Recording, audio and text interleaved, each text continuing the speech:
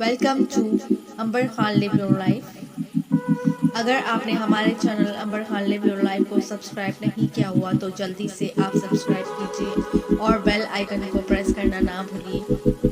آج پیارے اسلام میں لیو یور لائف سے آپ کے لیے ہم لائے ہیں حضرت آدم علیہ السلام۔ اللہ تعالیٰ نے حضرت آدم علیہ السلام کو اداس دیکھتے ہوئے آدم علیہ السلام کی بائیں پسلی سے حضرت حوا کو پیدا کیا اور حضرت حوا کو حضرت آدم علیہ السلام کی دلجوئی کے لیے جنت میں رکھ دیا گیا تاکہ حضرت آدم علیہ السلام کا دل لگا رہے اور حضرت آدم علیہ السلام اداس نہ ہوں۔ اس طرح حضرت آدم علیہ السلام اور حضرت حوا دونوں جنت میں ہنسی خوشی رہنے لگے۔ اللہ تعالیٰ نے فرمایا، اے آدم، حوا تمہاری بیوی ہے، تم آزادی سے رہو اور خوش رہو۔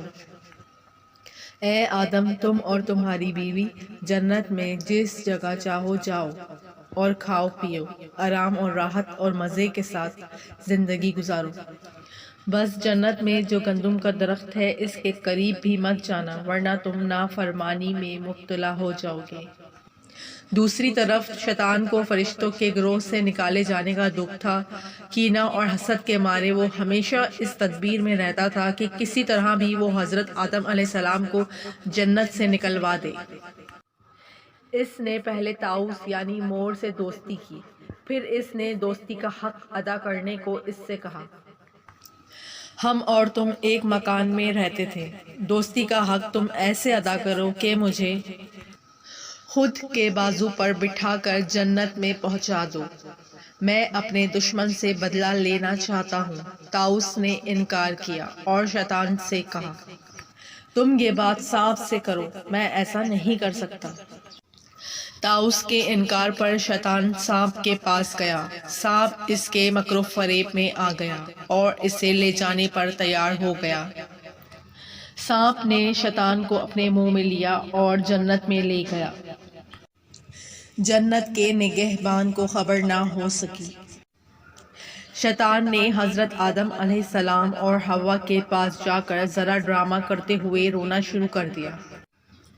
اس کے رونے پر حضرت آدم علیہ السلام اور حوا نے اس سے استفسار کیا کہ تم کیوں روتے ہو؟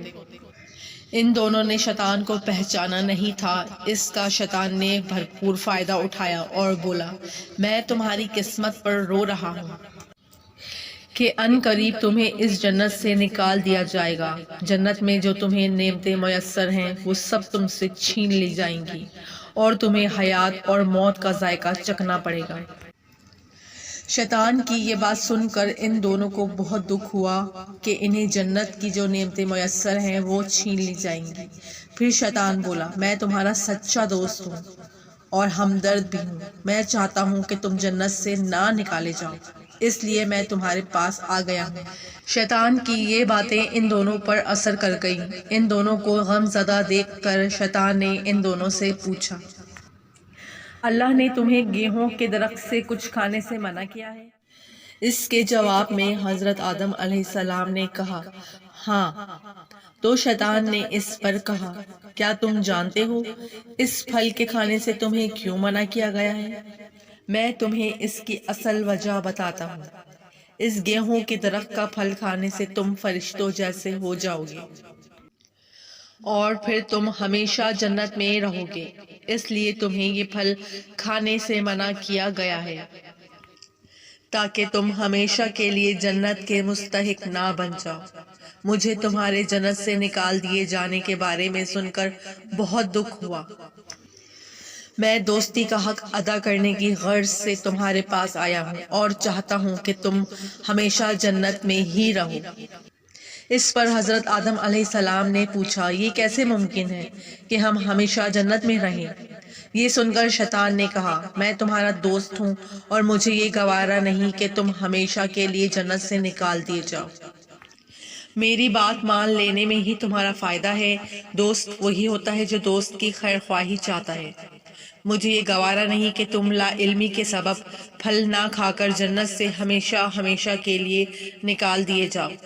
میری بات کا اعتبار کر کے اس پھل کو کھا لو، ورنہ پھر تمہارے پاس پچھتانے کے سوا کچھ باقی نہ رہے گا۔ شیطان کی بات سن کر حضرت آدم علیہ السلام نے یہ بات گوارا نہ کی کہ جس درخت کا پھل انہیں کھانے سے منع کیا گیا ہے وہ اس درخت کا پھل کھا لیں۔ حضرت آدم علیہ السلام بولے، میں اللہ کی نافرمانی نہیں کر سکتا۔ شیطان نے اپنا وار خالی جاتا دیکھ کر قسم کھائی اور کہا، میں تمہارا خیر خواہ ہوں۔ پھر حضرت آدم علیہ السلام وہاں سے اٹھ کر چلے گئے۔ شیطان نے حضرت حوا کی خدمت میں جا کر ان کے دل میں وسوسہ ڈال دیا۔ شیطان کے کہنے پر سانپ نے بھی گواہی دے دی کہ شیطان ٹھیک کہہ رہا ہے۔ حضرت حوا نے حضرت آدم علیہ السلام سے کہا، یہ سانپ جنت کا خادم ہے اور وہ ابلیس کی بات کی گواہی دیتا ہے، اس لیے میں اس درخت کا پھل کھا لیتی ہوں۔ اگر کچھ خلل ہو جائے تو آپ میرے واسطے اللہ تعالیٰ سے معافی مانگ لینا، اور اگر کچھ نہ ہوا تو پھر ہم دونوں ہمیشہ کے لیے جنت میں رہیں گے اور جنت کی نعمتیں ہمیشہ ہمیشہ کھاتے رہیں گے۔ شیطان کی چکنی چپڑی باتیں سن کر حضرت آدم علیہ السلام کے دل میں وسوسہ پیدا ہو گیا کہ شیطان ٹھیک کہہ رہا ہے، اس پھل کو کھانے سے وہ ہمیشہ جنت میں آرام اور سکون سے رہیں گے۔ شیطان اس کا سچا خیر خواہ ہے، دشمن نہیں ہے۔ وہ شیطان کی باتوں میں آ کر یہ بھول گئے کہ اللہ تعالیٰ نے انہیں یہ پھل کھانے سے منع کیا ہے۔ اس پھل کا کھانا تھا کہ انہیں محسوس ہوا کہ ان کے بدن سے حقیقی لباس اتر گیا ہے، وہ لباس سے محروم ہو چکے ہیں۔ جب یہ احساس ہوا تو دونوں نے تن ڈھانپنے کے لیے بڑے اور چوڑے پتوں کا استعمال کیا۔ حضرت آدم علیہ السلام نے اللہ کے حکم کی خلاف ورزی کی تھی، اس لیے اللہ کا عذاب نازل ہوا اور حضرت آدم علیہ السلام سے اس سلسلے میں باز پرس کی گئی۔ اے آدم، کیا میں نے تم کو منع نہیں کیا تھا کہ اس درخت کے پاس مت جانا؟ اور میں نے تمہیں یہ بھی بتایا تھا کہ شیطان تمہارا کھلا دشمن ہے، پھر بھی تم نے اسے اپنا دوست جان کر شیطان سے دھوکہ کھایا اور میرے حکم کے خلاف کام کیا۔ حضرت آدم علیہ السلام اپنی غلطی پر سخت نادم تھے۔ انہوں نے شیطان کی باتوں میں آ کر یہ غلطی کی تھی، اس لیے وہ توبہ استغفار کرتے ہوئے عفو اور درگزر کے طلبگار تھے۔ آدم علیہ السلام نے یہ اقرار کیا کہ اس غلطی کا سبب گستاخی، نافرمانی، ضد اور سرکشی نہیں ہے، بس یہ ان کی بھول تھی۔ حضرت آدم علیہ السلام نے شیطان کی طرح مناظرہ نہیں کیا تھا، اس لیے انہیں معافی مل گئی اور حکم ہوا کہ اب تم دونوں میاں بیوی زمین پر جاؤ اور وہیں رہو۔ وہی اب تمہارا ٹھکانہ ہے۔ تم اور تمہاری اولاد کو ہمیشہ زمین پر رہنا ہے۔ زمین پر تمہارا دشمن بھی موجود ہے اور انسان کو بہکانے اور سیدھے راستے سے بھٹکانے کی بھرپور کوشش کرے گا۔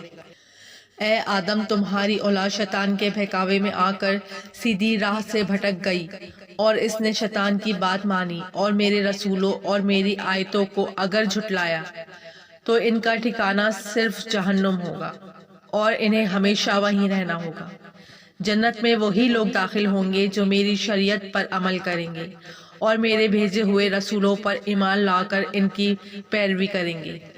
دنیا میں آ کر بھی حضرت آدم علیہ السلام کو اس بات کا احساس رہا کہ انہوں نے شیطان کی باتوں میں آ کر اچھا نہیں کیا۔ وہ اپنے فعل پر بہت نادم تھے۔ وہ روئے اور بہت روئے اور کہنے لگے، اے پروردگار، ہم نے اپنی جان پر بڑا ظلم کیا ہے۔ اگر تو معاف نہ کرے گا اور رحم نہ فرمائے گا تو ہم بہت نقصان اٹھائیں گے۔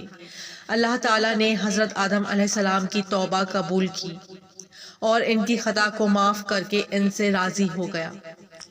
حضرت آدم علیہ السلام نے زمین پر آ کر اللہ تعالیٰ سے عرض کی، اے میرے رب، میں تیری پناہ میں تھا، تیرے سوا میرا کوئی دوسرا پروردگار نہیں ہے۔ میں جنت میں مزے سے رہ رہا تھا، جہاں جی چاہتا تھا رہتا تھا، مزے سے کھاتا پیتا تھا۔ جب تو نے مجھے زمین پر اتارا، میں یہاں رہ کر بھی فرشتوں کی آوازیں آسانی سے سن لیتا تھا، عرش پر کھڑے فرشتے کی کیفیت دیکھ لیتا تھا، مجھے جنت کی ہوا ملتی تھی اور میں اس کی خوشبو سونگھتا تھا۔ مگر میرے قد و قامت کو گھٹا کر چھوٹا کر دیا، جس کی وجہ سے اب وہ آوازیں مجھے سنائی نہیں دیتی۔ جنت کی ہوا بھی جاتی رہی۔ اللہ تعالیٰ نے فرمایا، آدم تیرے ساتھ جو کچھ بھی ہوا ہے وہ تیری نافرمانی سے ہوا ہے۔ شیطان کا داؤ ضائع ہو گیا تھا، اس لیے وہ حسد اور جلن کے سبب ماہی بے آب کی طرح تڑپنے لگا۔ ابلیس اتنی جلدی ہار ماننے والا نہیں تھا، اس لیے شیطان نے فیصلہ کر لیا تھا کہ وہ اب تمہیں اور تمہاری اولاد کو گمراہ کرے گا۔ اس نے کہا تھا کہ میں اولاد آدم کو ایسے سبز باغ دکھاؤں گا کہ وہ میرے بہکاوے میں آ کر اپنی آخرت خراب کر لیں گے، اس طرح میرا انتقام پورا ہوگا۔ جزاک اللہ خیر۔ آج کی ویڈیو میں بس اتنا ہی۔ نیکسٹ ویڈیو تک کے لیے مجھے Amber Khan live your life سے اجازت دیجیے۔ Thanks for watching me. اللہ حافظ۔